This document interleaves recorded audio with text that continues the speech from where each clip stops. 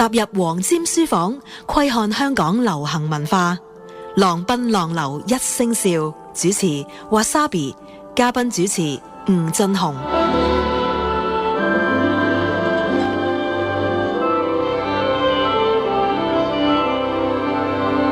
我而家一路講緊呢個年代呢，咁嗰陣我幾歲仔啦，咁我比較幸運嘅，因為我媽咪嗰陣喺 TVB 做嘅，佢哋員工呢，買電視呢係有得平嘅，平，所以我哋成點啊？我唔識啊，我淨係知道有得平，所以呢，我係一轉款呢，我哋就可以轉款啦，而我係第一批轉彩色電視嘅，因為有員工特價咁樣，咁所以我就好早睇電視，亦都係。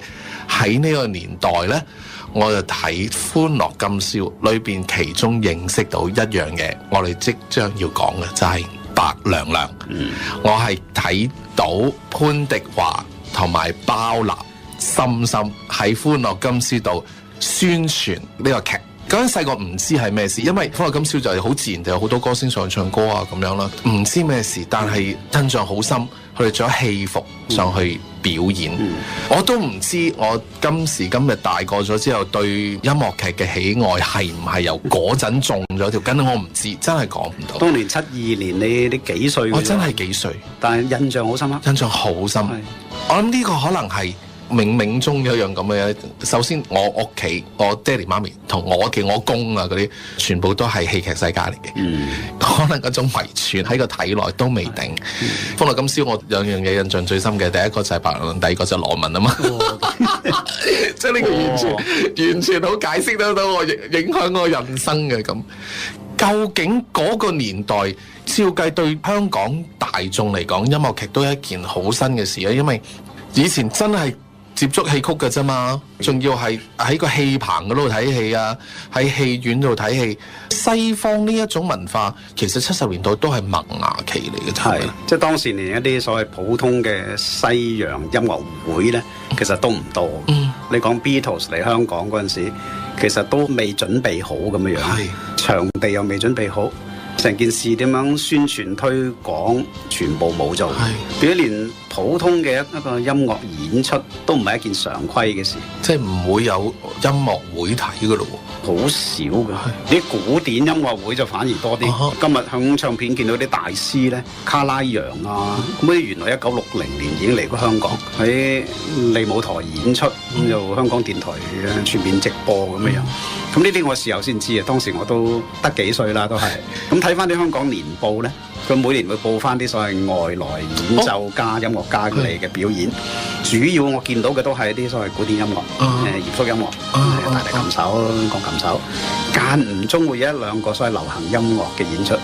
譬如原來 Benny Goodman 咁喺50年代中係大樂隊嚟過香港，數得出嘅幾個咁樣嘅情況。64年 Beatles 嚟香港喺樂宮戲院演出，好似話搞到好多蝦碌出嚟添嘅，就係話本來應該好多人嚟睇嘅，因為你睇個機場已經逼爆啦。咁但係嗰啲機場逼爆嘅人就冇飛。即係年青女子就買唔到飛，咁啲前排咧就坐咗啲工人，坐咗啲英軍嘅家屬，咁英軍家屬又唔知 Beatles 係咩人啦，咁有人送咗飛俾佢，咁於是出奇地冷淡，即係 I want to hold your hand 咁啊，冇人起身咁樣，大家好正襟危坐去聽 Beatles， 咁場面有少少尷尬，因為事後報道啦，我睇翻啲相裝翻落咧，好似前排真係啲好嚴肅嘅人咧，坐得好正咁樣坐喺度，音響又話搞得唔靚啦，即係樂宮戲院。始終係戲院嚟噶嘛？喺邊度嚟㗎？樂宮戲院即係今日嘅美麗華商場，尖沙咀。以前叫 Princess Cinema， 唔知點解叫樂宮戲院，咁啊1000多座位。即係印象當中好傳統嗰啲戲院啦，有樓上啊、樓下咁，然後就係銀幕播電影。係啦，超等前座、中座。咁因為以前啲電影就算都係播銀幕咧，都唔係好似而家咁貼住幕牆嘅，都有個台仔咁樣嘅。咁所以佢有個基本嘅 setting 可以做表演嘅，不過一定唔係話我哋表演音樂啊嗰種水準嘅設備啦。係咯，即係比起譬如香港大學嗰個演出嘅廳堂咁，佢都要差。即係冇路軌放燈咯，我懷疑佢。好多謝嗰個年代有好多行得好前嘅，我哋嘅前輩咧，都好願意去嘗試一啲新嘅事物。白娘娘，我哋講緊點解會係一個劃時代呢？喺香港嘅流行文化史裏邊，因為其實 musical 一個係我哋而家周不時都會接觸音樂劇，叫做幾蓬勃啦。我哋而家一年都起碼有2個至3個大嘅 company 咧，係會嚟香港做一啲有名嘅音樂劇嘅，亦都多咗本土嘅劇團咧，會做我哋香港原創嘅音樂劇啦。咁但係翻去70年代，其實我哋一聽到音樂劇咧，梗係會諗到美國嘅百老匯啦，英國倫敦嘅 West End 啦，到今時今日都依然係好重要嘅音樂劇之都。名音樂劇一定係以上到呢2笪地方嘅劇院為目標，上到不特止，仲要係一路做落去嘅先係巴閉嘅咁樣。其實呢一種音樂劇文化呢，外國地方喺美國、英國咁，都係70年代頭嘅時候先開始蓬勃㗎啫噃。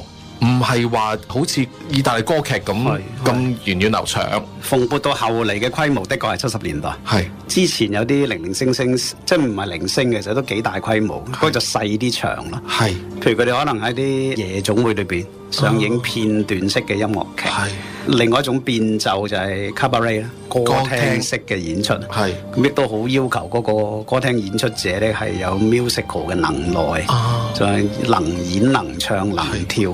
仲要更加能即興同呢個觀眾對答啊、互動等等嘅嘢。咁所以個演藝嘅潛力就當然西洋裏邊係有好大嘅能源喺嗰度。咁喺71年，當潘迪華做呢一個咁樣嘅嘗試嘅時候，其實嗰個環境係即係我又係想像啦，太細啦。嗰陣我懷疑大家都有睇西片，都可能會接觸一啲歌舞電影咁，但係舞台嘅表演形式，大家最熟悉嘅就係戲曲啦。然後我哋就算聽西曲，譬如我哋之前提過上海年代帶落嚟嘅一種國語歌，可能都受到西方音樂嘅影響，都可能會有接觸。但係將兩樣嘢加埋做一個音樂劇，仲要係做一個中國古裝嘅音樂劇。我哋睇翻轉頭裏邊嘅歌，其實係好西化嘅歌。咁哇，呢一個其實我相信係嗰個年代不能想像嘅一種結合嚟嘅。佢對於香港流行文化其實係一個好重要嘅里程碑嚟嘅。其實係，的確係，事後睇更加係。你話佢當時不能想像，因為佢真係行前咗好多。當時我哋習慣嘅演出形式唔係呢樣嘢嘛，即係未見過。最間唔中喺西片嘅銀幕上邊見到某啲攝影嘅版本啦，譬如啲歌舞劇啊等等嗰啲，或者譬如邵氏國泰有一期好興嘅，因為佢哋即係效法西洋，啲花團錦簇、千嬌百媚啊。即係現代就現代嘅嚇，係從一開始第一場開始就好多隻腳一路喺個畫面嗰度踢啊，踢完之後就變晒顏色啊等等嗰啲嘢，咁都有一期係咁樣嘅嘢。咁你話如果香港觀眾有準備咧，通常就係呢一堆準備，即係對於所謂音樂劇，因為佢哋睇過音樂電影，載歌載舞嗰啲 song and dance 嘅電影，但係真人唱，譬如係頭先講過一堆，即係又要中國古代嘅故事等等嘅嘢咧，完全不能想像。倒轉講就係，我諗只可以喺1972年先可以想像到咁樣嘅劇，即係竟然擺到喺戲院裏邊演出咗60場。2012年有一個人叫潘迪華又好，官恩娜咩都好，佢提出咗咁樣嘅想法咧，我諗未講到第10句已經俾人 ban 咗啦。係。即係你點會喺一個香港呢咁嘅地方，當全體大眾都未準備到呢樣嘢嗰陣時，你會花100萬，1972年嘅時候，當年嘅100萬去投資一個你知道一定會蝕嘅製作，仲要係喺戲院度做，即係唔係一個正式嘅舞台。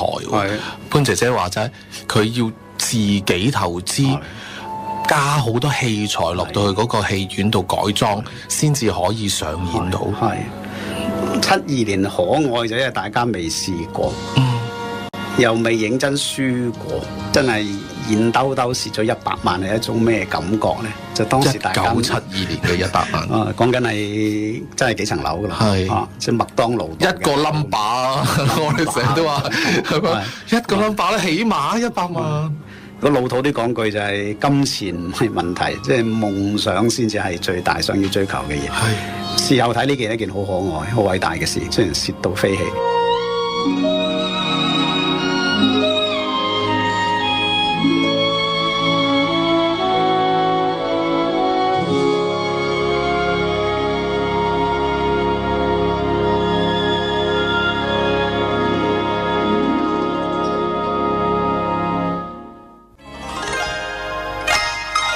浪奔浪流一聲笑，主持Wasabi，嘉賓主持吳震雄。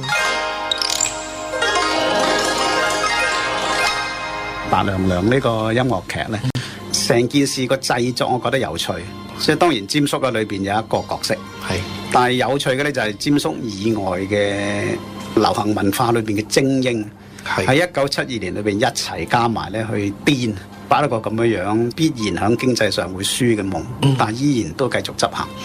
咁當然其中潘姐姐係主角。成件事除咗個黑爆出嚟之外咧，其實講翻佢10年前嘅身世咧，即係一路催生呢樣嘢，即係講緊1962年啦。其實潘姐姐阿潘迪華咧就係上海嚟香港啦。我同佢傾過偈就開始嗰陣時對香港冇乜好感，啲人講嘅話又唔係好通。佢當時住喺原來係街坊嚟嘅，當時住喺石龍咀一個金陵大廈，咁我就讀金陵幼稚園嘅，咁大家即係隔幾個鋪位嘅啫。其實原來我諗我細個同佢係擦肩而過，好似2046嗰啲咁咧。曾經一個着旗袍嘅女子，都係着嗰啲衫嘅潘迪華咧，就玩住個飯兜。曾經有一個只係得3尺4寸高嘅細路仔喺隔離擦身而過都唔定。有趣嘅地方就係佢其實對香港開始係有少少隔涉嘅，但係慢慢就落到去咧。譬如佢收尾響夜總會開始演唱，開始覺得同香港都有啲感情喎，嚟聽嘅聽眾觀眾其實都溝通到個噃，開始慢慢就錄音啊、出唱片等等嘅嘢啦。咁詳細嘅生平我哋唔講。特色咧，我諗就係潘姐姐其實一開始已經係唔係好似其他上海派嘅歌星嘅。其他上海派歌星就延續翻佢哋喺上海唱開嘅嘢，譬如小調嘅變奏，即係小調加 mambo， 就變成一種上海即係國語時代曲。潘姐姐唔係嗰派嘅，佢開始已經幾洋化嘅，中意唱英文歌，中意聽英文歌，所以一開始已經唔係浦東落嚟嘅咧，而係金陵酒家爆出嚟，幾本地幾洋幾別樹一幟嘅，即係佢話嗰啲唱英文歌多過唱國語歌嘅人。咁佢大概62年前後咧就直情離開咗香港，就走咗去英國一段都頗長嘅時間。本來開頭唔係咁長嘅，佢講就話當時好似有一間唔知唐人街定咩嘅餐廳要開張，咁就想揾人助興，咁就要唱歌咁樣樣。潘姐姐就唱嗰啲英文歌都好吸引，咁就揾咗佢唱。咁就係唱完呢一次之後咧，就佢覺得倫敦好吸引，於是就留低喺度。去盡所有倫敦可以見到嘅嘢，譬如當年嗰啲雛形 musical、cabaret 啲 pop concert， 同 Cliff Richard 係擦身而過嗰啲咁樣。因為佢當時係 Parlophone 簽咗佢嘅，嗰張品牌就係 Beatles 嗰張品牌，係 EMI 嗰個分支嚟嘅，大家係同事嚟嘅，同嗰班當時嗰啲即係搖滾流行巨星初出道啦。咁其實佢係浸淫響嗰種氣氛嘅，於是佢好強嘅一種諗法就係向呢班人學習，即係企喺一個台上面，其實要做到呢班人嘅風範，唱到咁好嘅歌。佢睇 Cabaret， 譬如真係天下高手嚟嘅，即係唔單止要記熟歌詞，唔好甩嘴啦，而家要真係要互動噶嘛。人哋今日生日，你要唱啲同生日相關嘅歌嘛，咁就個表情要啱嘅。你今日唔開心，你都唔可以唔開心，因為人哋生日啊嘛。咁所以成件事係真係除咗七情上面咧，係成個心都要擺落去。佢就好 fascinated 嘅啫，好中意呢啲嘢，好中意成個演藝係全程演出。西洋嗰啲表演方式比起佢習慣開嘅香港嗰種方式，其實係真係千變萬化，非常之多彩。佢上次咪同我哋講，佢白娘娘嘅諗法好早已經孕育嘅。1962年已經開始有少少即係燈泡喺頭上着咗上嚟，就好唔好我哋學到西洋嘅各種表演嘅技藝，好出色嘅技藝，但係做啲中國人啱嘅嘢。中國人最啱嘅嘢就係自己有好長嘅文化傳統，即係我哋今日想像唔到嘅。即係潘姐姐，我哋仲懷疑佢係 mix 添㗎啦。你睇翻佢後生嗰啲相咧，佢真係靚到唔似一個中國人㗎。洋洋地、鬼鬼地，即係面孔嘅 features 係嗰啲特徵係好突出㗎嘛。即係就係一個好洋化嘅人。但係原來佢62年去到倫敦參考咗人哋嘅好嘢之後，第一件事諗到嘅就係點樣將中國嘅好嘢同佢夾埋一齊。如果今日用啲大啲嘅字眼，就係中國傳統文化點樣將佢現代化，即係我成個表演係變成一個 update， 一個適合時代嘅表演。所以成個諗法孕育咗好多年嘅，去到72年真係出街，佢自己都講咗嗰個孕育過程啦，咁中間就問咗阿輝哥幫佢手開始諗嗰個音樂嘅佈局點樣樣。咁佢咪又講過話有一段時間佢繼續表演啦喺倫敦。咁阿輝哥響呢個 Berkeley College 即係學音樂，唔係好開心咁就走咗倫敦，就揾埋阿潘姐姐幫阿潘姐姐伴奏啊嘛。咁有一個好歷史場面嚟嘅，真係即係倫敦嘅啲表演場咁啊，潘迪華演唱，顧嘉輝伴奏，閒時就傾下白娘娘嘅想法咁樣，真係好浪漫嘅一個場面。講翻晒呢啲前輩嘅歷史嘅時候，你又係覺得哇咁勁嘅一個華人嘅歌手去到倫敦，不但只係長期可以賣藝為生，仲有一間大嘅唱片公司簽佢做基本嘅歌手，呢啲係講出嚟都係一個夢嚟嘅，係真係一個夢。譬如林一峰嗰啲會專稱姐姐做一個 travelling singer， 周遊列國旅行歌手。旅行歌手對於林一峰嚟講，呢件係最夢寐以求嘅事。咁可能潘姐姐就係阿 Chat Lam 嘅啟蒙啦。Travel 呢樣嘢其實係好嘅，就你四圍去睇。如果你睇到翻嚟，即係有翻嚟呢一刻，其實你係一個新嘅人。因為你吸收咗咁多唔同嘅嘢，但係你一開始已經冇離開本地個心咧，其實係不斷醖釀緊一種點樣豐富本地感覺、本地聲音嘅東西。白娘娘嘅過程就慢慢醖釀啦，去到71年就開始正正式式真係具體成事啦。夾埋嗰個班底就嚇死你咯，真係嚇！我哋今日覺得係一代宗師嘅，咁當時全部都埋位啊！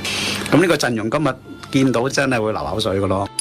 浪奔浪流一聲笑，白娘娘裏邊詹叔寫咗幾隻歌，其實都非常之好嘅歌。當年初出嗰陣時會聽，近呢幾年聽翻到越嚟越好聽。其實幾隻歌裏邊，我自己最中意嗰隻呢，就並非最流行嗰隻愛你變成害你，亦並非詹叔嘅心水歌我在夢裏見過你，而係誰能阻擋我的愛。每一次聽你都覺得毛管動，部分原因係即係有個我字喺度，天冧地冧，法海法公咩都好，我唔驚你，誰能阻擋我的愛？即係嗰種排除萬難，我係做咗呢個決定，我要承擔呢個決定。誰能使春花不再開？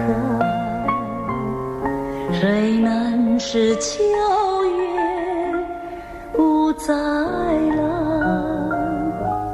誰能夠使我忘記你？誰能阻擋我對你的愛？誰能使白雲不翻越？誰能使青山不綁河？誰能夠使我忘記你？誰能阻擋我對你的愛？就算青山崩壁海邊，就算大地連雲牽頭，就算太陽也是光彩，我的愛永遠都不會離。就算是春花不再開，就算是秋月不再來，我也是永遠愛着你，誰也難阻我對你的愛。